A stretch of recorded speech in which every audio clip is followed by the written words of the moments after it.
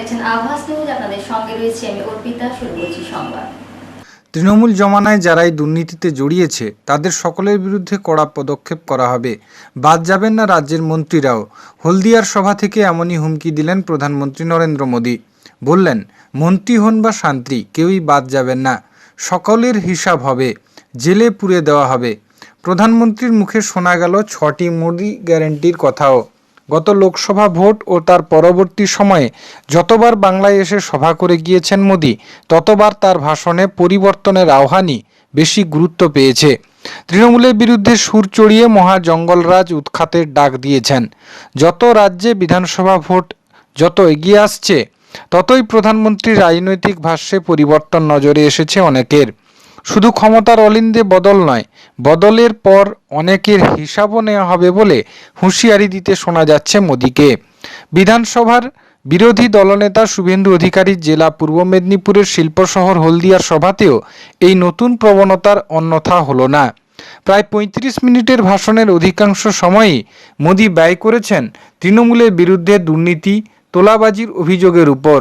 সেসব নিয়ে কথা বলতে গিয়ে বারবার প্রধানমন্ত্রীর কণ্ঠে হুঁশিয়ারির সুর শোনা গিয়েছে। তিনি বলেন, সেই দিন দূরে নয় যখন পশ্চিমবঙ্গে আইনের শাসন হবে, কোনো অত্যাচারীকেই ছাড়া হবে না, সকলের হিসাব নেওয়া হবে।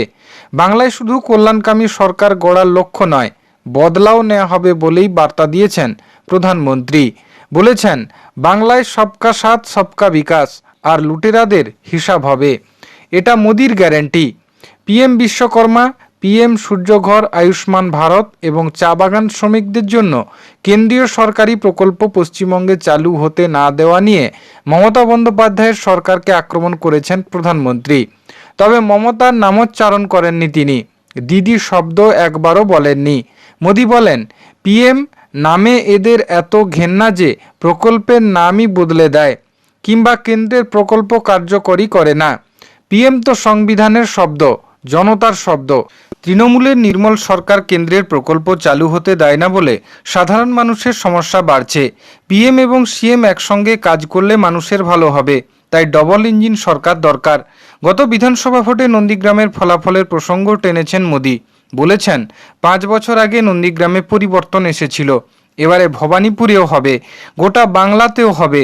তৃণমূল সরকারকে বিঁধে মোদী বলেন, এখন হলদিয়ার শিল্প তালুকে তালা। আগে এখানে কাজের জন্য লোক আসতো, এখন এখানকার লোক আন্দামানে কাজে যায়, অন্য রাজ্যে কাজে যায়। তৃণমূলের বিরুদ্ধে ধর্ম নিয়ে রাজনীতিরও অভিযোগ তুলেছেন মোদী। বলেছেন, তৃণমূল নিজের ভোট ব্যাংক বাঁচাতে ধর্ম দেখে সংরক্ষণ দেয়। কোর্ট বারবার এটা নিয়ে ওদের ভৎসনা করেছে, তারপরে ওরা থামেনি। বিজেপি এখানে সংবিধান মেনে কাজ করবে, যার যা অধিকার বিজেপি সরকার তাদের তা দেবে। হলদিয়ার সভা থেকে 6 গ্যারেন্টিরও ঘোষণা করেছেন মোদী। তার ঘোষণা, 1. ভয়মুক্ত বাংলা গড়বে বিজেপি, ভরসার সরকার গড়া হবে। 2. বিজেপি সরকার জনতার কাছে জবাবদিহি করবে। 3. সব দুর্নীতির অভিযোগের ফাইল খুলবে। 4. তৃণমূল জমানায় যারা দুর্নীতি করেছেন সকলকে জেলে পোরা হবে, মন্ত্রী শান্তি কেউ রেহাই পাবেন না। 5. শরণার্থীরা সব অধিকার পাবেন, কিন্তু অনুপ্রবেশকারীদের বার করে দেওয়া হবে। 6. বিজেপি সরকারে এলেই 7ম পে কমিশন গঠন করা হবে।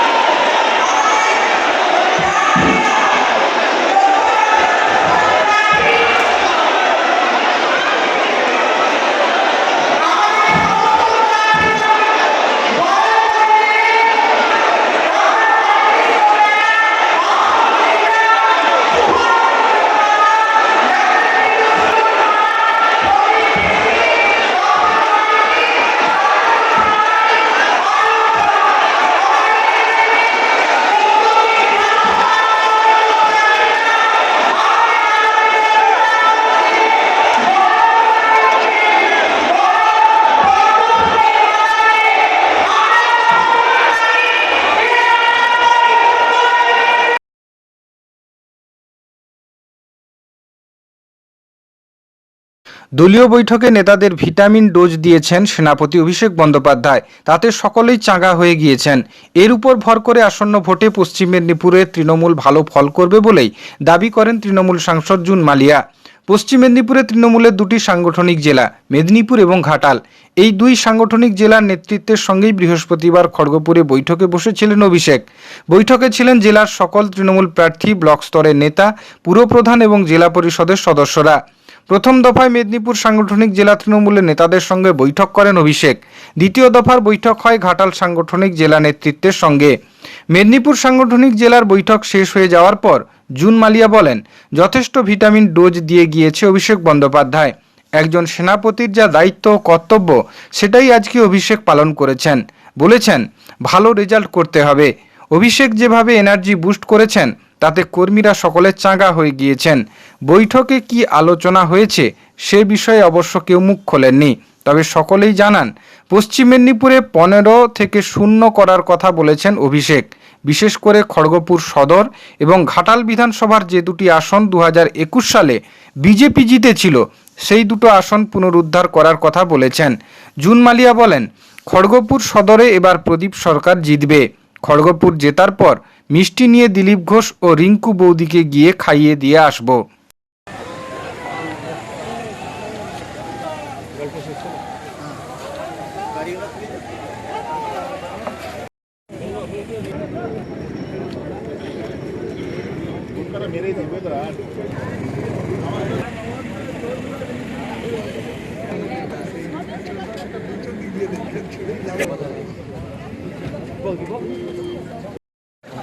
नंबर वार्ड लीड करेगा आज 200 वोट के लिए 21 नंबर वार्ड लीड करेगा आज 200 वोट के लिए এটা পার্টির আভ্যন্তরীণ মিটিং। আমাদের যে বিধানসভাগুলো আছে সেই বিধানসভাগুলো ধরে ধরে উনি রিভিউ করলেন। কারোর মধ্যে যদি কোথাও কোনো কমিউনিকেশনের গ্যাপ থাকে সেগুলো যাতে আমরা ঐক্যবদ্ধভাবে, আর আমাদের হাতে টাইম আছে 12 থেকে 13 দিন, সবাই মিলে যাতে আমরা ঐক্যবদ্ধভাবে এই লড়াইটা করি, সেটার জন্য তিনি সবাইকে বললেন সবাই মিলে একসাথে কাজ করব। কারণ আমাদের হাতে খুব অল্প সময় এবং নির্বাচন কমিশন যেভাবে একটা চক্রান্তের মধ্য দিয়ে পশ্চিমবাংলায় অন্য একটা মানসিক চিন্তাভাবনা নিয়ে এগোচ্ছে, তাতে করে আমরা ঐক্যবদ্ধভাবে লড়াই করলে যা প্রথম দিন থেকে বলে এসছেন উনি, আজকেও সেম জিনিস। কারণ অনেকেই আপনারা বুঝতে পারছেন না যে ইন্টার এই এসআইআর পর্বে যে 1 কোটি লোক এখন পর্যন্ত নাম বাদ গেছে, জেনে রাখবেন যে তার 57% যেরকম এর আগে আমাদের আসামে এনআরসির সময় আপনারা দেখতে পেয়েছিলেন যে 19 লাখের মধ্যে 12 লোক হিন্দু। এখানেও সেম, এখনও এটা পরিষ্কার বলতে পারছে না বিজেপি মুখ দিয়ে। এখানে কিন্তু 57 লক্ষ হিন্দু বাঙালির নাম বাদ দিয়েছে। তো এটা নির্বাচনে বিজেপি জানে যে বাস্তব চেহারাটা কী বলে বিজেপি বুঝতে পেরেছে বাংলায় এসআইআর করে ওরা মুক্ত। সতর্কীকরণ কাউকে সতর্কীকরণ বা কিছু কোথাও কোনো যা উনি 24 সালে বলে গিয়েছিলেন, যারা ভালো পারফরমেন্স করবেন দলের জন্য তারা সবসময় অ্যাওয়ার্ড পাবেন, যারা পারফরমেন্স দিতে পারবেন না বিভিন্ন জায়গায় থাকবেন অথচ পারফরমেন্স দিতে পারবেন না, দলের জন্য 100% দিতে পারবেন না, পরবর্তী সময়ে তারা সেই অ্যাওয়ার্ড থেকে বঞ্চিত হবে। সিম্পল কথা, যা উনি 24-এ বলেছেন তা কার্যকরী দেখিয়েছেন। আজও সেই একই বার্তা তিনি দিয়েছেন যে সবাই মিলে ঐক্যবদ্ধভাবে কাজ করুন। পারফরমেন্সের ভিত্তিতে আজকের তৃণমূল কংগ্রেসের একমাত্র বেঞ্চ হচ্ছে যে আপনার পারফরমেন্স। কোনো বিশেষ কোনো ব্লককে ধরে বলেছে? কোথাও কোনো ব্লকের নেই, বিধানসভা ধরে ধরে রিভিউ করেছেন। ব্লকের যেখানে চিঠি আছে একটু কারেকশন করে নিলেই বা একটু আমরা সেখানে একসাথে কাজ করলেই সেগুলো আমাদের রিকভারি হয়ে যাবে।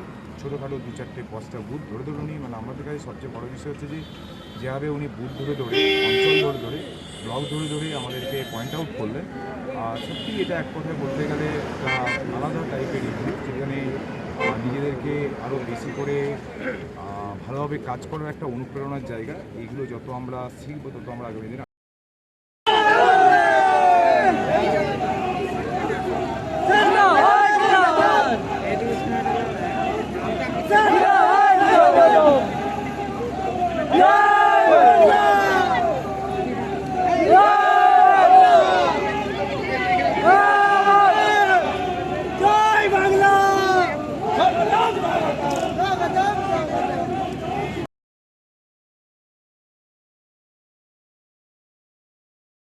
পশ্চিম মেদিনীপুরের কেশিয়াড়ি ব্লকের ঘৃতগ্রাম পঞ্চায়েতের বাঁশকেড়িয়া এলাকায় দীর্ঘদিন ধরে রাস্তার বেহাল অবস্থা।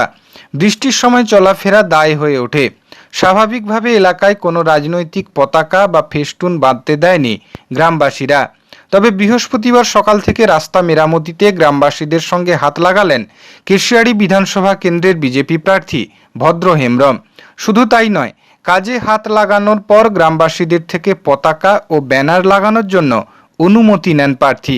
পরে নিজে এলাকায় পতাকা বাঁধেন।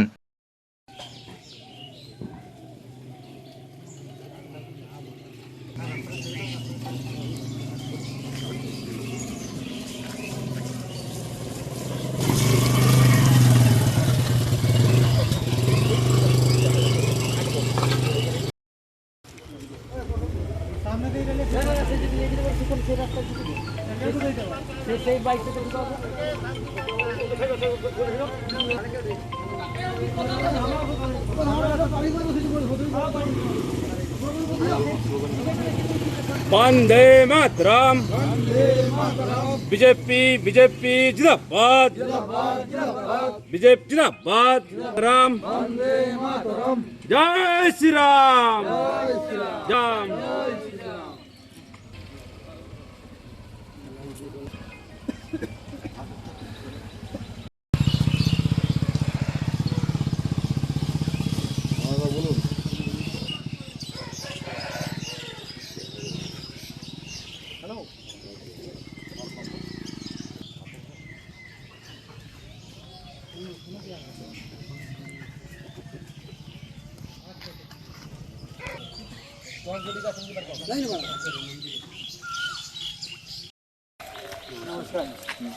আপনাদের এই বাঁশগেড়িয়া গ্রাম, এই গ্রামে আপনাদের রাস্তা খুব চলাচলের একদম অযোগ্য অবস্থায় ছিল। মানুষ মানে যাতায়াত করতেই পারতেন না। তো আমরা বিভিন্ন মাধ্যমে খবর পেলাম। তো এই জন্য আপনারা এখানে কোনো রাজনৈতিক দলকে প্রচার করার জন্য ঝান্ডা বাঁধা থেকে, ফ্লেক্স বাঁধা থেকে কোনো প্রচার কর্মসূচি করতে দেননি। তো সেই জায়গায় আপনারা আমার কাছে বার্তা পাঠিয়েছিলেন যদি আগামী দিনে আমি নির্বাচনে জয়লাভ করার খুব অল্প সময়ের মধ্যে যদি সহযোগিতা করি, তাহলে কি আপনারা আমাকে এই গ্রামে রাজনৈতিক প্রচার কর্মসূচি করতে ঝান্ডা বাঁধা বা ফ্লেক্স টাঙানোর অনুমতি দিচ্ছেন? তাহলে আসুন আমরা সবাই মিলে ঝান্ডা বাঁধি এবং আমরা প্রচার কর্মসূচিতে সবাই মিলে অংশগ্রহণ করি। আমি প্রথমেই এখানকার গ্রামের মানুষকে আমি এই ঝান্ডাটা তুলে দিচ্ছি। আপনারা এই নির্বাচনী প্রচার কাজে সবাই মিলে অংশগ্রহণ করুন। বন্দে মাতরম, বিজেপি বিজেপি জিন্দাবাদ, বিজেপি বিজেপি ভোটে জয় করুন, কেসিআর এসটি বিধানসভা বিজেপির জয় জয় শ্রীরাম, ভারত মাতা কি।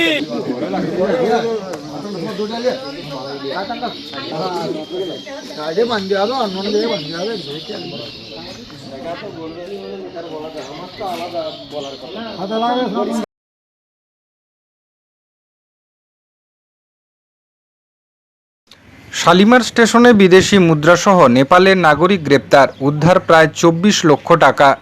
পাটনা শালিমার দুরন্ত এক্সপ্রেসে করে আসা এক নেপালি নাগরিককে সন্দেহজনক অবস্থায় শালিমার জিআরপি আটক করে। জিজ্ঞাসাবাদে তার পরিচয় নেপালের বাসিন্দা ইন্দ্র বাহাদুর কাটোয়াল বলে জানা যায়। তল্লাশিতে তার কাছ থেকে প্রায় 23,63,800 টাকা মূল্যের বিদেশি মুদ্রা, যার মধ্যে ইউরো, ডলার এবং নেপালি কারেন্সি ছিল, যেগুলি উদ্ধার করা হয়েছে। অভিযুক্ত জানান, তিনি এই অর্থ দিয়ে ইলেকট্রনিক সামগ্রী কেনার উদ্দেশ্যে এখানে এসেছিলেন। তবে এই বিপুল পরিমাণ টাকার কোনো বৈধ নথি বা প্রমাণ তিনি দেখাতে পারেননি। প্রয়োজনীয় কাগজপত্র না থাকায় জিআরপি তাকে গ্রেপ্তার করে। জিআরপি সূত্রে খবর, আজ তাকে হাওড়া জেলা আদালতে তোলা হবে। অন্যদিকে এই বিষয়ে খড়গপুর ডিভিশনের সংশ্লিষ্ট কর্তৃপক্ষের সঙ্গে যোগাযোগের চেষ্টা করা হলেও তাদের পক্ষ থেকে কোনো স্পষ্ট প্রতিক্রিয়া পাওয়া যায়নি।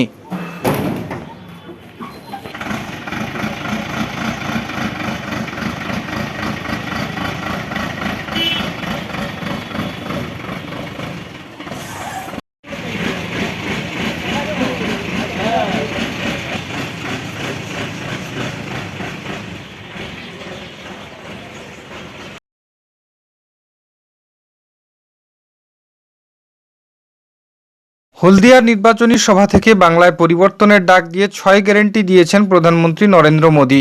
বিজেপি ক্ষমতায় যে 6টি পরিবর্তন হবে তা স্পষ্ট ভাষায় ধরেছেন তিনি। তাতে নারী নিরাপত্তা থেকে সপ্তম পে কমিশনের মতো ইস্যু থাকলেও শোনা গেল না রাজ্যের বিরোধী দলনেতার শুভেন্দু অধিকারীর ঘোষণা করা অন্নপূর্ণা ভাণ্ডারের কথা, যা নিয়ে প্রশ্ন তুলে দিয়েছে বিজেপির অন্দরেই। বাংলার মানুষের মন জিততে তৃণমূলের পথেই হাঁটার পরিকল্পনা করছে বঙ্গ বিজেপি। রাজ্যের বিরোধী দলনেতার মুখে একাধিকবার শোনা গিয়েছে লক্ষ্মীর ভাণ্ডারের ধাঁচে অন্নপূর্ণা ভাণ্ডারের কথা। তার প্রতিশ্রুতি ছিল বাংলায় বিজেপি ক্ষমতায় এলে নারী ক্ষমতায়নের দিকে নজর দেওয়া হবে। অন্নপূর্ণা ভাণ্ডার প্রকল্পে মাসে দেওয়া হবে 3,000 টাকা। বৃহস্পতিবার হলদিয়ার সভা থেকে বাংলায় বিজেপি সরকার এলে কি কি পরিবর্তন হবে তা তুলে ধরেছেন প্রধানমন্ত্রী নরেন্দ্র মোদী। 6টি গ্যারান্টি দিয়েছেন তিনি, তবে সেখানে নেই অন্নপূর্ণা ভাণ্ডারের উল্লেখ। অর্থাৎ এখানেই প্রশ্ন উঠছে, কেন্দ্রের সঙ্গে আলোচনা না করেই কি তবে বাংলার মানুষের মন পেতে বিভিন্ন রকম প্রতিশ্রুতি দিচ্ছেন স্থানীয় নেতারা, যা ভোট বাক্সে বুমেরাং হতে পারে বলে মনে করছেন দলেরই একাংশ। হলদিয়া থেকে কোন কোন 6টি গ্যারান্টি দিয়েছেন মোদী? ভয়ের জায়গায় ভরসা আরোপ করবে মোদী সরকার। সমস্ত কাজের জন্য সরকারি সিস্টেমকে সাধারণ মানুষের কাছে জবাবদিহি করতে হবে। দুর্নীতি, মেয়েদের সঙ্গে হওয়া অপরাধ সহ সব ফাইল খুলবে। দুর্নীতিগ্রস্তরা জেলে যাবে। মন্ত্রী হোক বা নেতা, কাউকে রেয়াত করা হবে না। আইনি বিচার করবে। কাউকে টাকা খেতে দেওয়া হবে না। অনুপ্রবেশকারীরা ভারতে থাকতে পারবে না। সরকারি কর্মচারী শিক্ষকদের জন্য সপ্তম পে কমিশন লাগু করা হবে।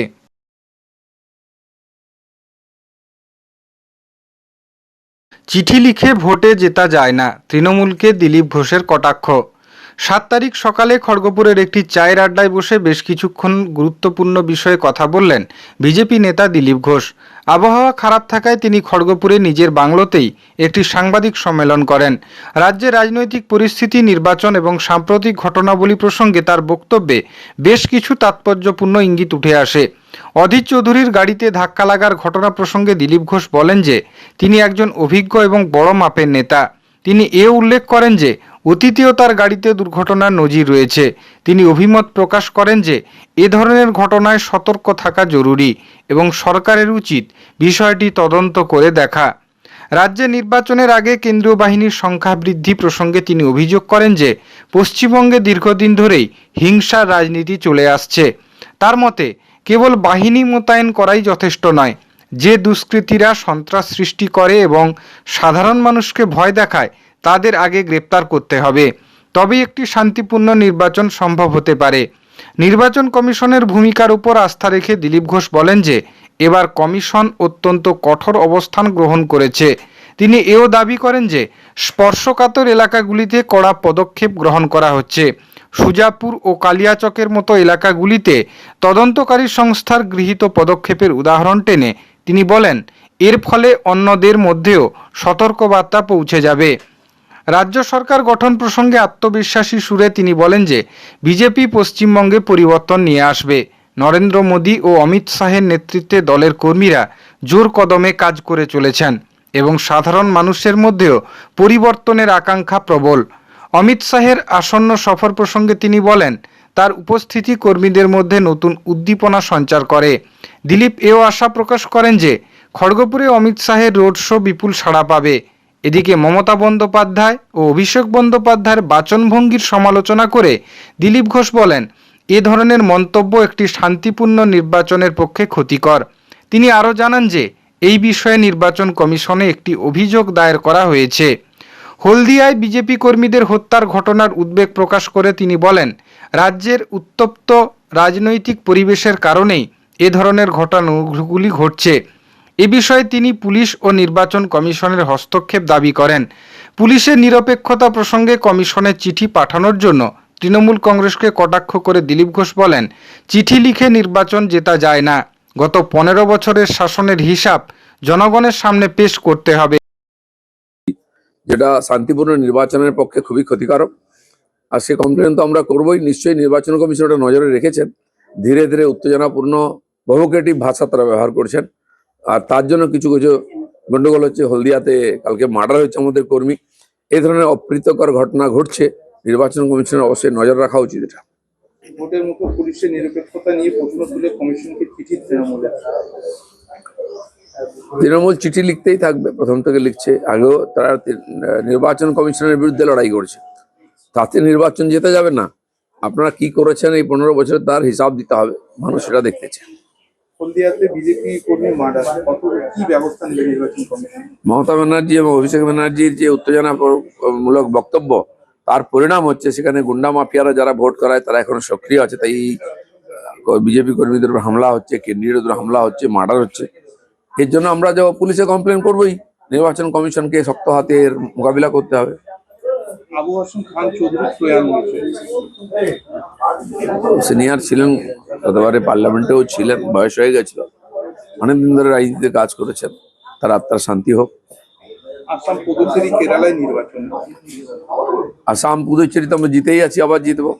কেরালায়ও বড় শক্তি হিসেবে আমরা উঠে আসবো, কারণ ওখানকার বাম ডান দুজনকেই লোকে এতদিন দেখে নিয়েছে। ওখানেও বাংলার মতো পরিবর্তন চাইছে লোকে, আর তার সম্ভাবনা তৈরি হবে। খুব চেষ্টা করছেন টিএমসির লোকেরা, কিন্তু পরিস্থিতি ওদের হাতের বাইরে চলে গেছে। চলো, সংবাদ এই পর্যন্তই। নমস্কার।